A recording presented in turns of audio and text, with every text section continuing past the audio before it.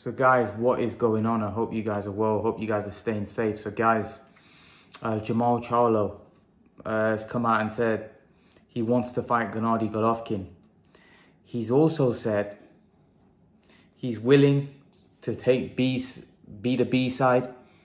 He's willing to go to his backyard as long as he gets a big ring. Found that bit at the end very funny, but it's good news that Jermall Charlo is willing to take the fight against Golovkin. Now, he just stated the obvious in the sense that he'll be willing to take the B side. Did he ever think that he'd be the A side against Golovkin? Because he was never going to be the A side anyway. So he's just stating what he would have to take in order to fight Golovkin. I do think that that would be a great fight. I do think that Jermall Charlo v Gennady Golovkin would be a great fight.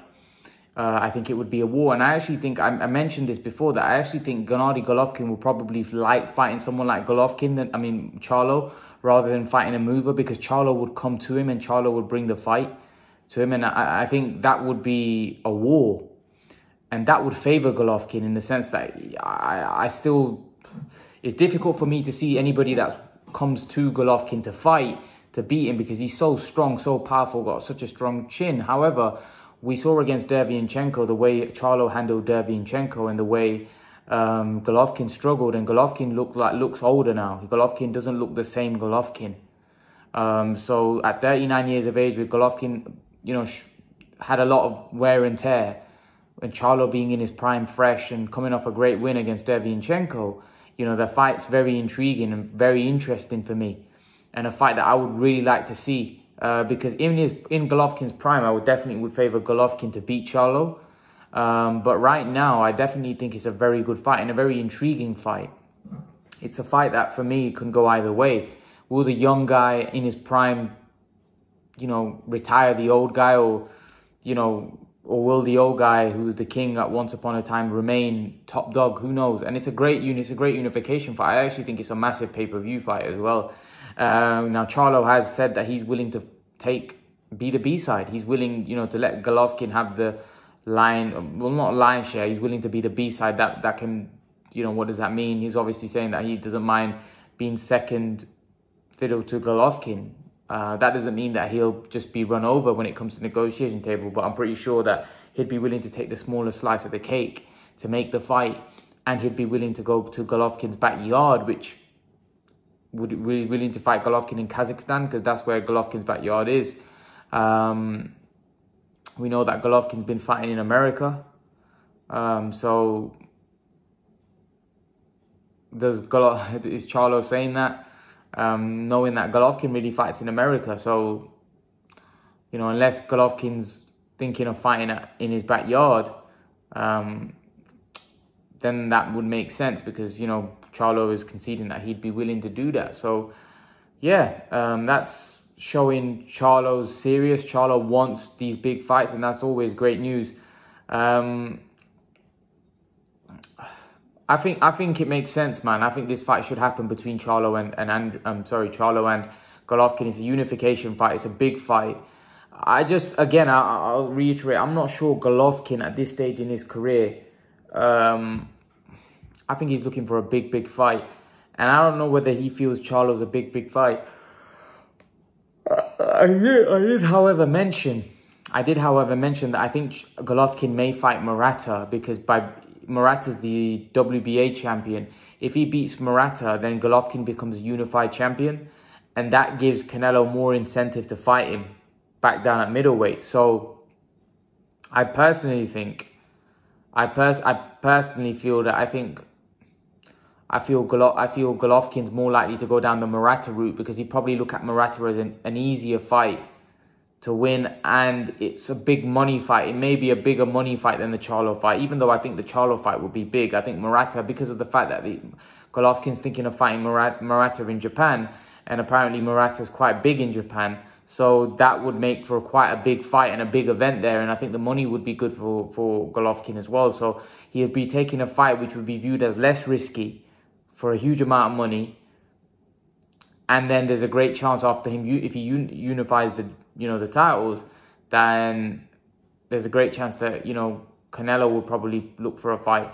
And I know there'll be 2 other belts out there. Now, that will also give Canelo an incentive, because if Canelo beats Golovkin, then there'll only be another 2 belts at middleweight for him to clean up at middleweight as well. So he may decide to just clean up at middleweight as well. Who knows what Golovkin and Charlo and Andrade have been the guys that, you know, people are saying that Canelo's been avoiding, or some of their fans. I certainly don't think Canelo's been avoiding those guys, but that'll give Canelo an incentive to fight those guys as well. So I personally feel that the Andrade and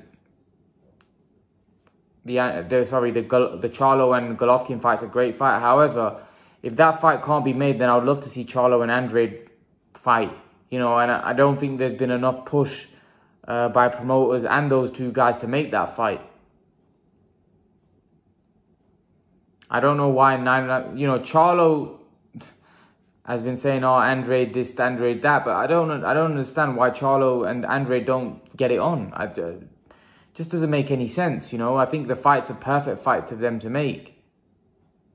It makes sense, Andrade and Charlo. I don't understand.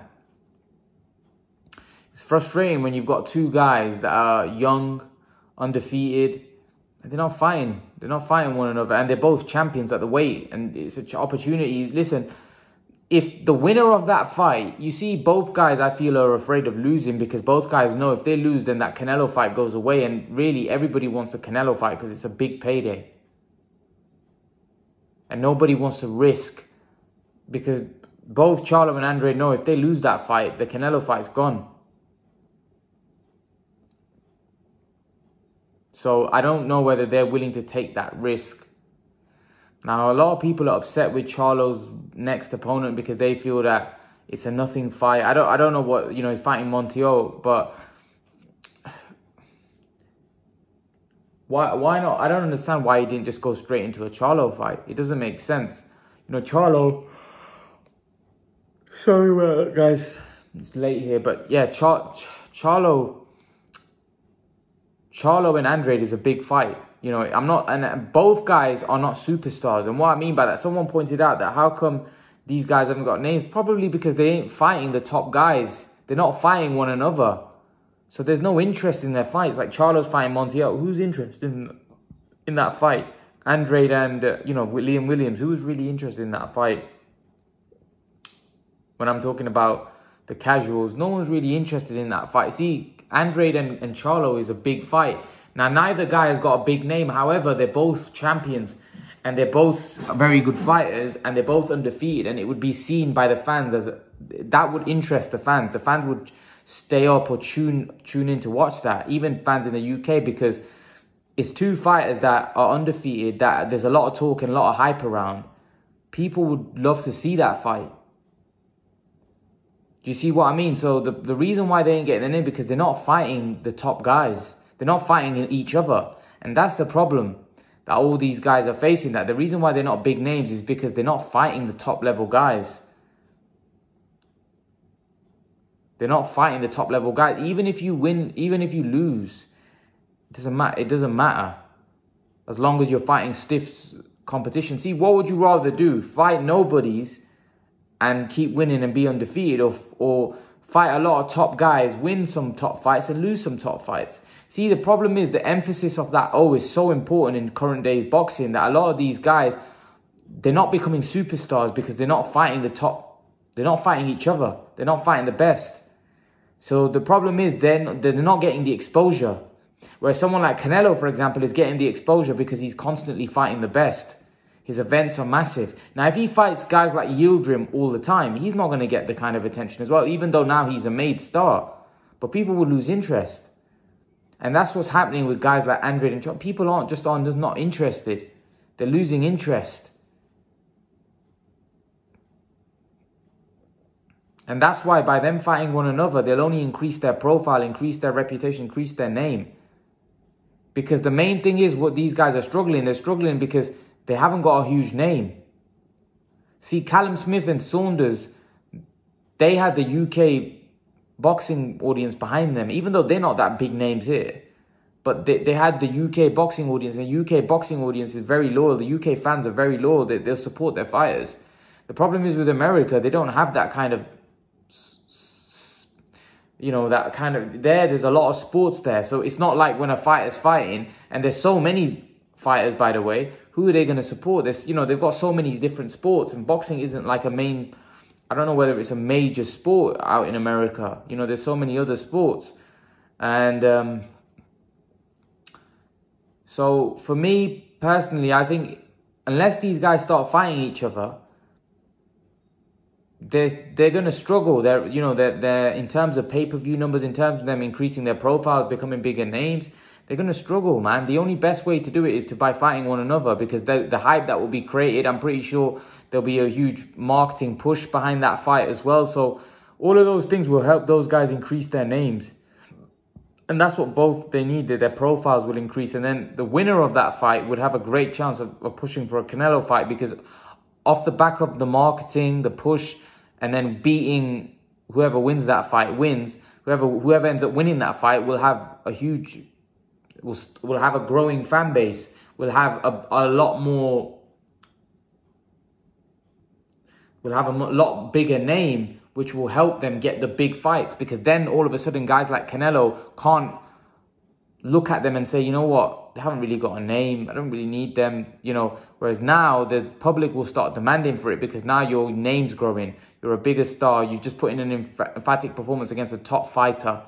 You see, that's what a lot of these guys need to do. They need to fight one another. Until they do that, they're going to struggle. And I think that's why you see some of the old school guys, that they have a bigger name, because they fought everybody. They may have losses on their record, but they fought everybody. You see, in today's time, the emphasis of the O is so important that guys aren't fighting the best on back to back, and that's the problem. That's the problem. Unless we get back into the habit of fighting the best, you know, I think, you know, these guys are going to continue to suffer, really. But that's just my take. Leave your thoughts in the comment section below. And actually, I think you can see that with Spence. Spence is now starting to fight the top competition in his division, and he's becoming more of a known commodity, whereas Terence Crawford is fighting a lot of old guys and guys not in their prime, and he's struggling with the pay-per-views and stuff like that, probably because he isn't getting the opportunity to fight the top guys. But yeah, leave your thoughts anyway. And guys, remember to please like, share, and subscribe to my channel. I'll see you guys in the next video. Peace.